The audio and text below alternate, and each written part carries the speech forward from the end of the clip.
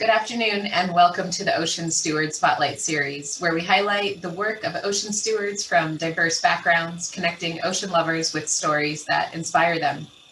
I'm Sarah Holsknecht, Oceana's field representative in Washington State.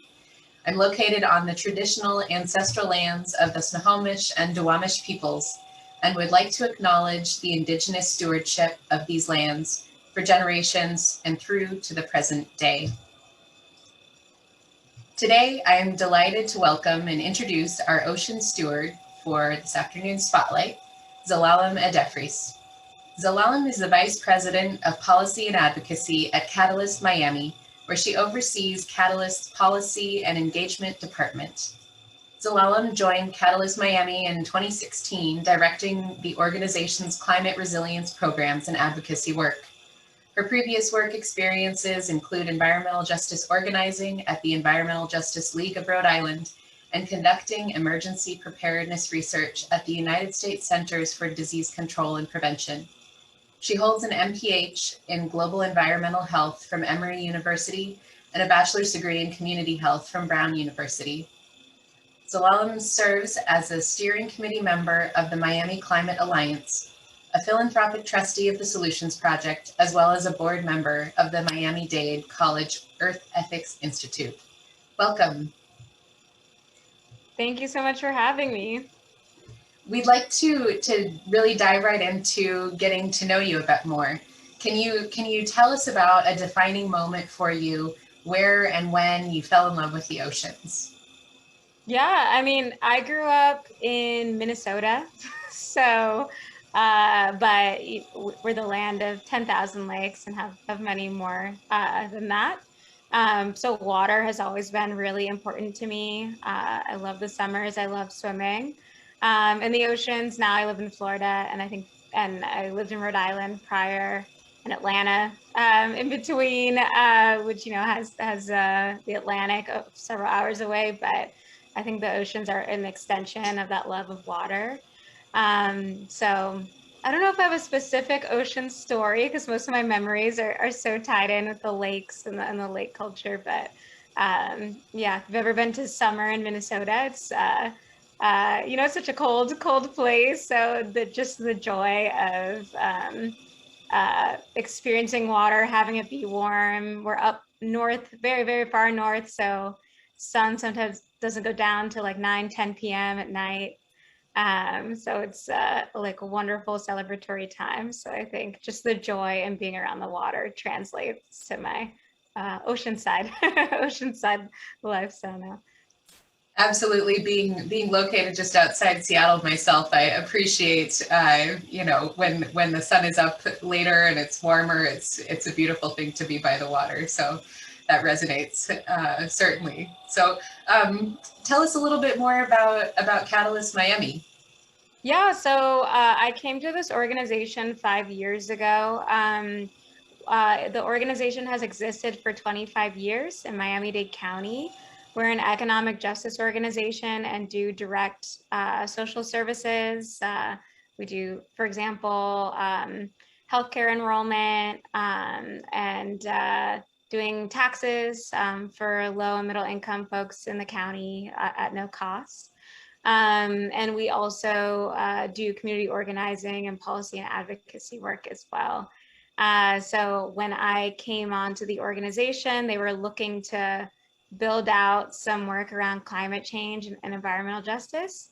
So I was in Atlanta, loved the South, wanted to stay in the South, and ended up moving down to Miami to lead that work.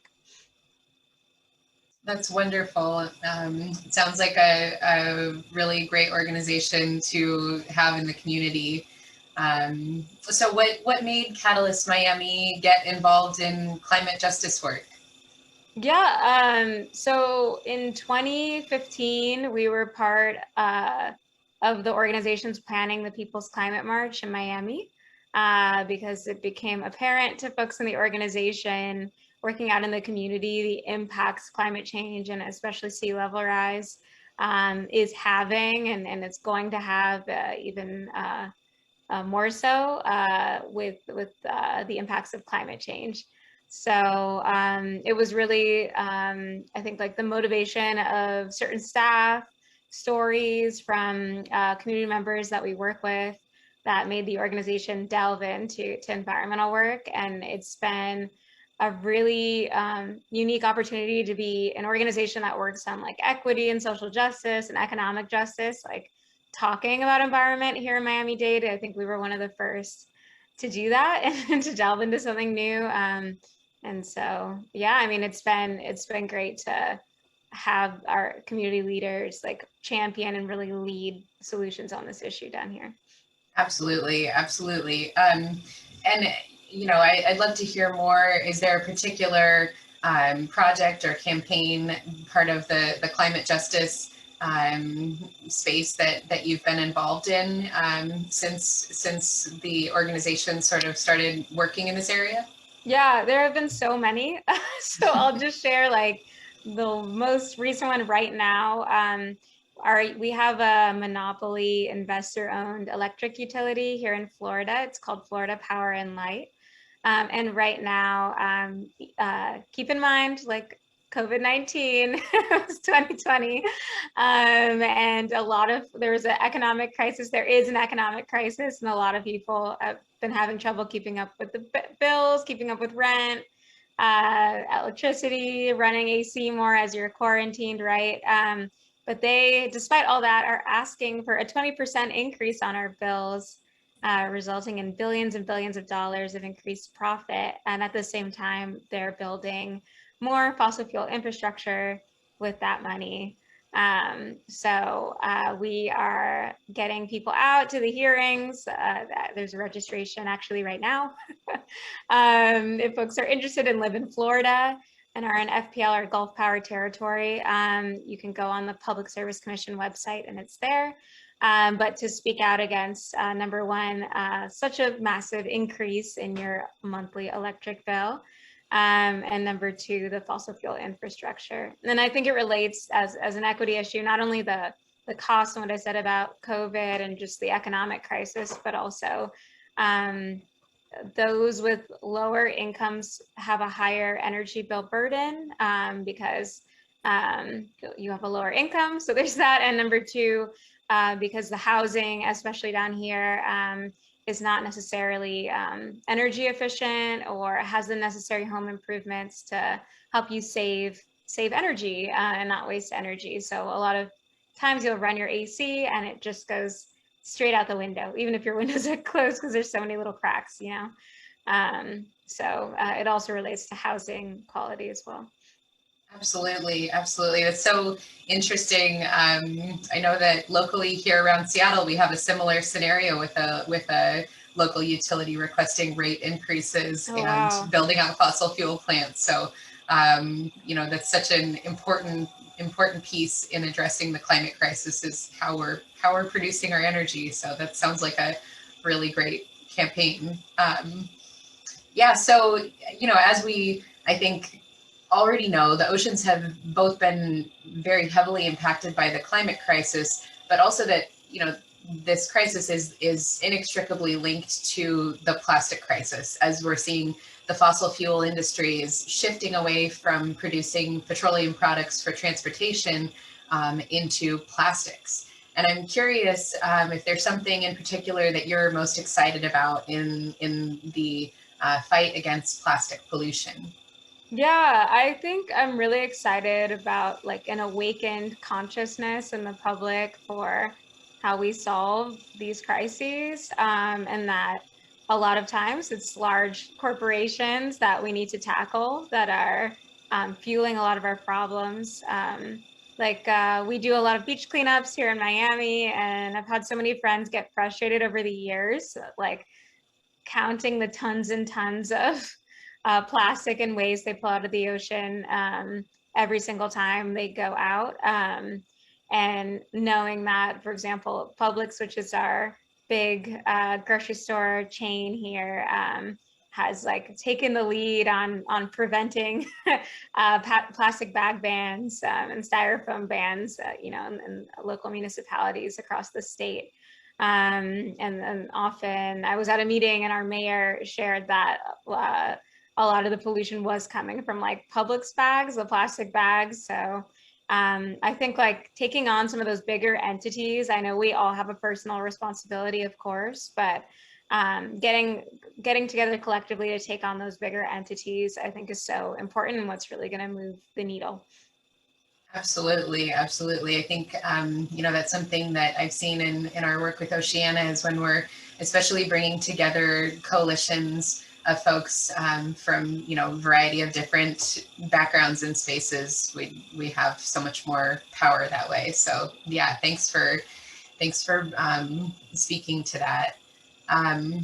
So I'd like to ask a question for our viewers who want to take action.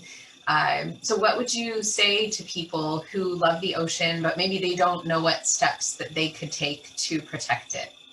Yeah, I always recommend getting involved with a local organization. I'm sure no matter where you are, there's someone, whether it's Oceana, here we have a Waterkeeper chapter, like Miami Waterkeeper, and throughout the state of Florida.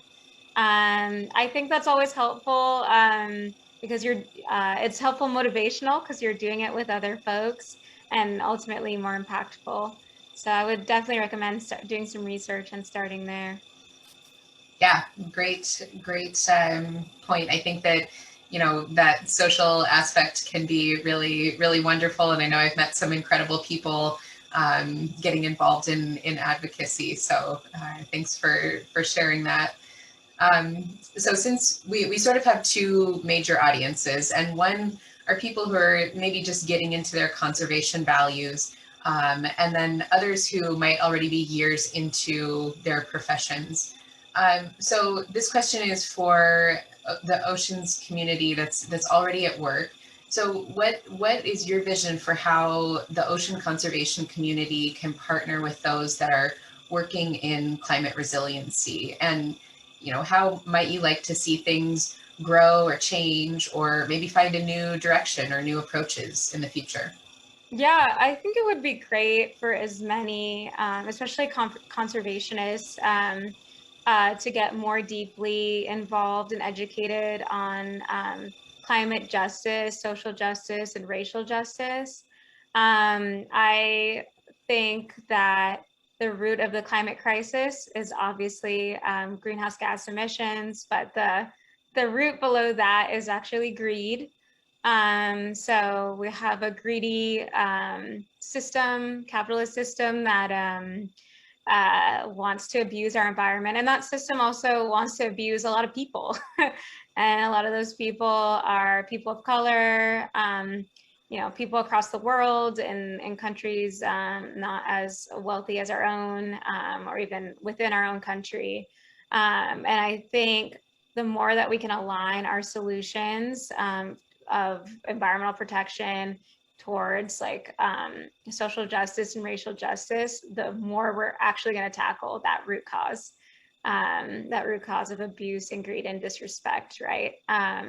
So that is like something I would love to see. I think it takes like a lot of humility and listening, especially if you're an expert in one topic. We often tell the folks we work with, everyone's an expert. So with folks that are like climate scientists, so they're definitely an expert in that respect, but they might not know exactly what like a grandmother taking care of 6 children in a certain community goes through, and she's absolutely an expert on the solutions needed in her community. So I think opening up space for that shared expertise and listening and understanding where different folks are coming from is really what's going to help move our joint goals forward.